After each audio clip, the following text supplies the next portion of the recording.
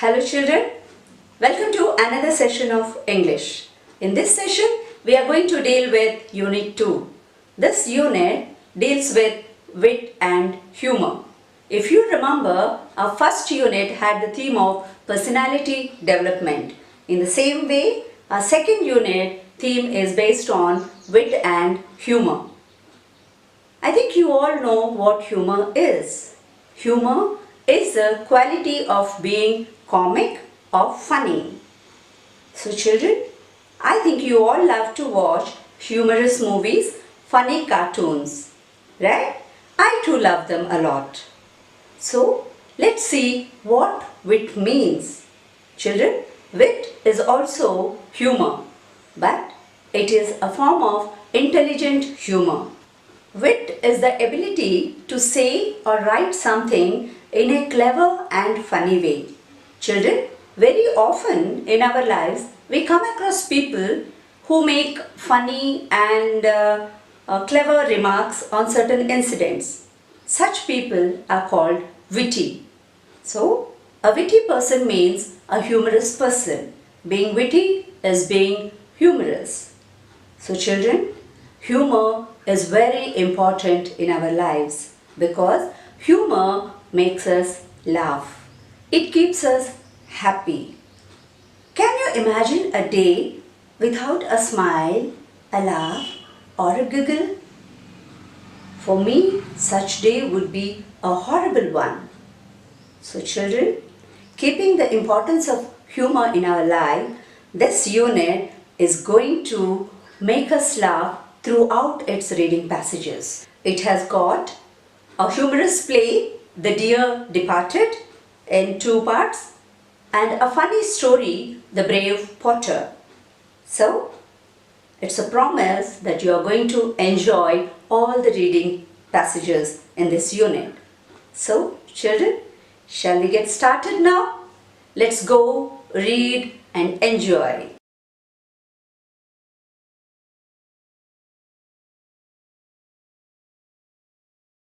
Children, in this session, we are going to read one-act play, The Dear Departed.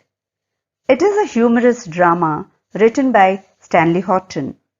The essence of the play is clearly understood by the name, The Dear Departed.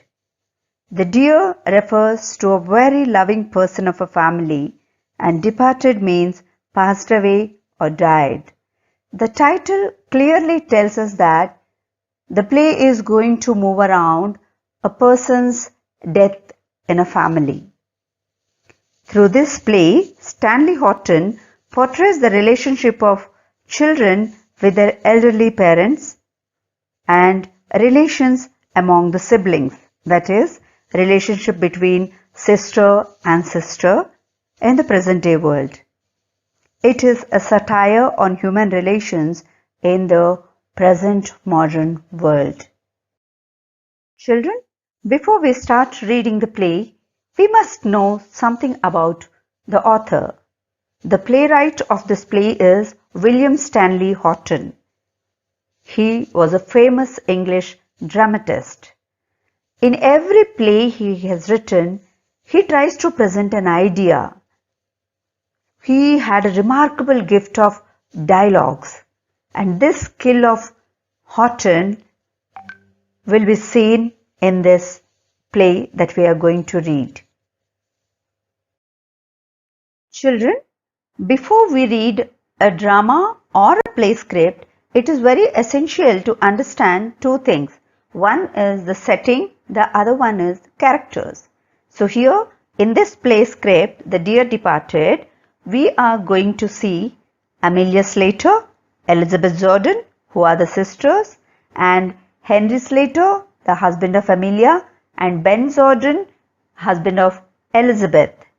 And we also come across a young girl of 10 years, Victoria Slater, and we also find a senior-most person, Mr. Abel Merriweather, who is a widower and father of these sisters. The play is set in a sitting room of a small, old-fashioned house of a lower middle-class family in England. So let's know more about the characters now. He is Mr. Abel Merriweather. He is over 70. He is bright and vigorous with a twinkle in his eyes. He believes in eating, drinking, and being merry. He is frank and straightforward. He takes a wise decision at the right time.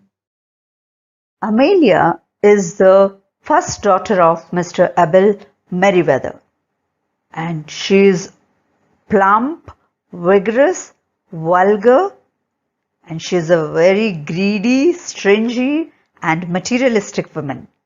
She can go down to any level to satisfy her greed. She is a dominating wife also. She is prepared to do any amount of straight talk to get her own way. Mrs. Elizabeth Jordan is the sister of Amelia and second daughter of Abel Merriweather. She is stout, proud, and inexpressive. Like her sister, she too has no feelings for her father. She is also greedy and stingy. She is a complacent woman with no emotions and feels that she is always right. Children, this is the family of Amelia Slater. Amelia got married to Henry Slater, who is a very honest man. We find him to be more sensible than any other character of the play. This couple has got a pretty daughter, Victoria Slater, who is 10 years old. She is the most obedient child and fond of her grandfather. She loves him a lot. This is Elizabeth, who got married to Ben Jordan. Ben is a jolly little man with a cheerful voice. They have a son called Jimmy. Though we don't meet Jimmy in the play, but there is a mention of him in the conversation. Children, while reading the play script, we will come across some of the new words. So to understand the play well, it is better to know the meanings before we read. So look at the new words. Precocious. Precocious means intelligent. You can also say gifted or talented. Next word is trifle. Trifle means to treat something casually. Next word, malicious. Malicious is ill-natured or harmful. Complacent. Complacent is being proud of oneself. Vigorous means strong, healthy. Plump means fat and round. Vulgar, being indecent. Straight talking. Children, when someone speaks frankly, we say that that person does straight talking. Impassive. Impassive means inexpressive. Swindle means to cheat somebody for property or for money. Snug, it means warm and comfortable. Transfixed, become motionless in fear. Pinch means steal. It's an idiomatic expression. When you say you want to pinch it, that means you want to steal it from me, like that. So pinch is steal. And in the play we find a description saying drooping mustache. You know mustache? Mustache means in Telugu meesalu. Yes. Drooping mustache. The mustache that falls downwards. Okay. And another picture. The name of that item is bureau. This is a piece of furniture.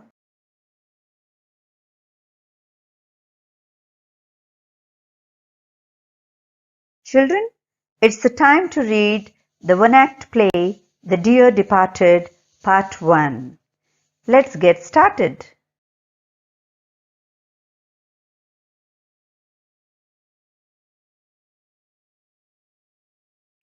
When the curtain rises, Mrs. Slater is seen laying the table. She is a vigorous, plump, red-faced, vulgar woman prepared to do any amount of straight talking to get her own way. She is in black. She goes to the window, opens it, and calls into the street. Victoria! Victoria! Do you hear? Come in, will you? Victoria, a precocious girl, often dressed in colors, enters. I'm amazed at you, Victoria. I really am. Be off now and change your dress before your Aunt Elizabeth and your Uncle Ben come. It would never do for them to find you in colors with grandfather lying dead upstairs. What are they coming for? They haven't been here for ages. They are coming to talk over poor grandpa's affairs. Your father sent them a telegram as soon as we found he was dead.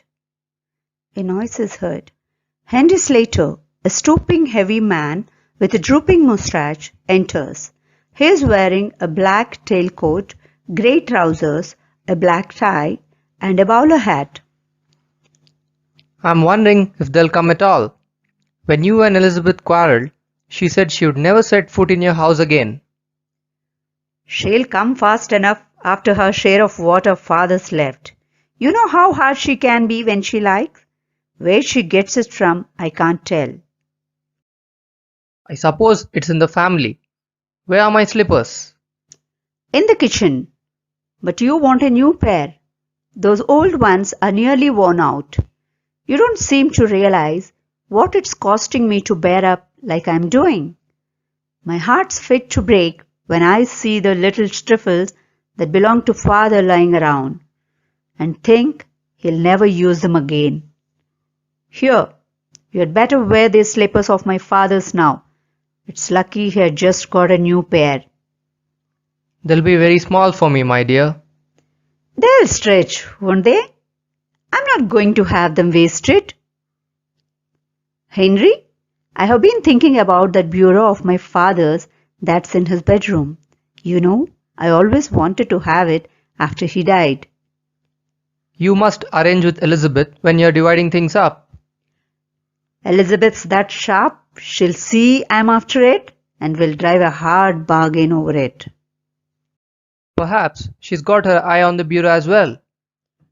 She's got her eye on the bureau as well. She's never been here since father bought it. If it was only down here instead of in his room, she would never guess it wasn't our own. Amelia! Henry, why shouldn't we bring that bureau down here now? We can do it before they come. I wouldn't care to. Don't look so daft. Why not? It doesn't seem delicate somehow. We could put that shabby old chest of drawers upstairs where the bureau is now. Elizabeth could have that and welcome. I have always wanted to get rid of it. She points to the drawers. Suppose they come when we're doing it. I'll fasten the front door. Get your coat off, Henry. We'll change it. Mrs. Slater goes out to fasten the front door. Henry takes his coat off. Mrs. Slater reappears. I'll run up and move the chairs out of the way. Victoria appears, dressed according to her mother's instructions. What have you got your coat off for, father? Mother and I are going to bring grandfather's bureau down here. Are you planning to pinch it? No, my child. Grandpa gave it to your mother before he died. This morning? Yes. Ah, he was drunk this morning. Mrs. Slater appears carrying a handsome clock under her arm. I thought I would fetch this down as well. She puts it on the mantelpiece. A clock's worth nothing, and this always appealed to me. That's Grandpa's clock. Be quiet. It's ours now. Come, Henry, lift your end. Henry and Mrs. Slater, very hot and flushed, stagger in with a pretty old-fashioned bureau containing a locked desk. They put it where the chest of drawers was and straighten the ornaments, etc. There is knock at the door. The knocking is repeated. Victoria ushers in Ben and Mrs. Jordan. The latter is a stout, complacent woman with an irritating air of being always right. She is wearing an outfit of new mourning. Ben is also in complete new mourning. He is rather a jolly little man, but at present trying to adapt himself to the regrettable occasion. Mrs. Jordan sails into the room and solemnly goes straight to Mrs. Slater and kisses her. The men shake hands. Well, Amelia, and so he's gone at last. Yes, he's gone. He was 72 a fortnight last Sunday. Now, Amelia, you mustn't give away. We've all got to die sometime or other. And now, perhaps, you will tell us all about it. Father had been merry this morning. He went out soon after breakfast to pay his insurance. My word, it's a good thing he did. He always was thoughtful in that way. He was too honorable to have gone without paying his premium. And when I came in, I found him undressed, sure enough, and snug in bed. And when we had finished dinner, I thought I would take up a bit of something on a tray. He was lying there for all the world as if he was asleep. So I put the tray down on the bureau, on the chest of drawers, and went to waken him. He was quite cold. A pause. They wiped their eyes and sniffed back tears. Well, will you go up and look at him now? Or shall we have tea? What do you say, Ben? I'm not particular. Well then, if the kettle's ready, we may as well have tea first. Mrs. Slater puts the kettle on the fire and gets tea ready. One thing we may as well decide now is the announcement in the papers. I was thinking of that. What would you put? Well, we'll think about it after tea, and then we'll look through his bits of things and make a list of them. There's all the furniture in his room. There's no jewelry or valuables of that sort. Except his gold watch. He promised that to our Jimmy. Promised your Jimmy? I never heard of that. Oh, but he did, Amelia. When he was living with us, he was very fond of Jimmy. Well, I don't know. Anyhow, there's his insurance money. Have you got the receipt for the premium he paid this morning? I haven't seen it. Victoria jumps up from the sofa and comes behind the table. Mother, I don't think Grandpa went to pay his insurance this morning. He went out. Yes, but he didn't go into the town. He met old Mr. Tattersall down the street and they went off past St. Philip's Church. Do you think he hasn't paid it? Was it overdue? I should think it was overdue. Something tells me he's not paid it. The drunken old beggar. He's done it on purpose, just to annoy us. After all I have done for him, having to put up with him in the house these 3 years, it's nothing short of swindling. I had to put up with him for 5 years. And you were trying to turn him over to us all the time. But we didn't know for certain that he's not paid the premium. Victoria, run upstairs and fetch that bunch of keys that's on Grandpa's dressing table. In Grandpa's room? Yes. I don't like to. Don't talk so silly. There's no one who can hurt you. We will see if he's locked the receipt up in the bureau. Where? This thing? Where did you pick that up, Amelia? It's new since last I was here. They examine it closely. Oh, Henry picked it up one day. Victoria returns, very scared. She closes the door after her. Mother! What is it, child? Grandpa's getting up. What? What do you say? Grandpa's getting up. The child's crazy. Don't talk so silly. Don't you know your grandpa's dead? No, he's getting up. I saw him.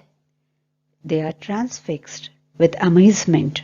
Victoria clings to Mrs. Slater. Shh! Listen! They look at the door. A slight chuckling is heard from upstairs. The door opens, revealing an old man clad in a faded but gay dressing gown. He is in his stockinged feet. Although over 70, he is vigorous and well-colored. His bright, malicious eyes twinkle under his heavy, reddish-grey eyebrows. He is obviously either the old man, Abel Merriweather, or else his ghost. Look at this, children. The old man is coming down the stairs. Do you think he is Abel Merriweather? Or is he the ghost of him? Look at the family members, how shocked they are. We can see happiness only on the face of Victoria. All other four are dumbstruck. Now, if it is the ghost, then what's going to happen? But if it is Abel himself coming downstairs, then what's going to happen next? Yes, this is what we are going to read in our part 2 of the play The Dear Departed. Suspense!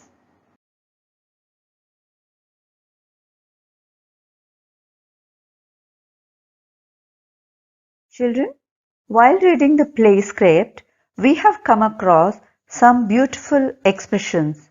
We call them figurative expressions that helped us to make a colorful picture of the situation or the thought process of the speaker. So, let's try to understand what do these expressions mean. Such expressions are called idiomatic expressions. Children, you might have come across several idioms in your previous classes as well. Idiomatic expression is a group of words with an established meaning unrelated to the meanings of the individual words used in the phrase. They help to make a colorful picture of the expression in reader's mind.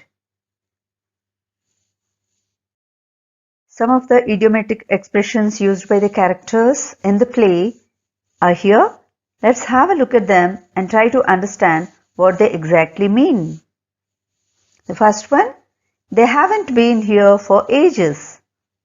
Here, for ages refers to for a long time. When someone doesn't turn up for several years or months, we just say that for ages. The second one, she would never set foot in your house again. Here, set foot is an idiomatic expression. Here, set foot means enter or step in. I always wanted to get rid of it. Here, get rid of is an idiom. It means to discard or eliminate or become free from something. Okay, see the next one. We will drive a hard bargain over it. So drive a hard bargain. Each word has a different meaning, but when all these three words put together becomes a figurative language, it's an idiomatic expression. Drive a hard bargain means to make an agreement or deal. Say, children, how beautiful these expressions are. Such figurative language brings beauty to the write-up. So, while reading, we also have to understand the meaning of such expressions. That will make you understand the passage better. Children, I think you must have understood the story that has been presented in the part 1 of The Dear Departed. So now, let me check your understanding. Children, here comes your first question. What qualities of Mrs. Slater have you noticed? Now here, you can recollect all the qualities you have come across about Mrs. Slater and put them all together. The answer can be, I have noticed that Mrs. Slater is a very selfish, greedy, materialistic and vulgar woman. She can go down to any level to get her things done. The same question may also be asked in a different way. What does the shifting of the bureau tell us about the character of Mrs. Slater? See children, this question also requires the characters of Mrs. Slater. Now we have to look at the reference made in the question. The shifting of the bureau is the reference, is the situation. Based on that, you have to analyze the character of Mrs. Slater.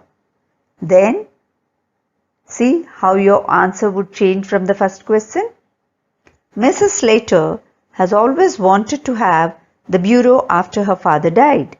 She feels she can easily take it before her sister arrives.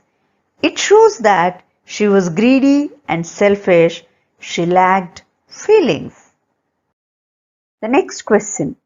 How are the daughters feeling about the death of their father? I know children, you know the answer very well. So let's see how to put your understanding in the form of an answer. The daughters Amelia and Elizabeth never looked sad on their father's death. Rather, they were planning and arguing to divide his property without confirming his death.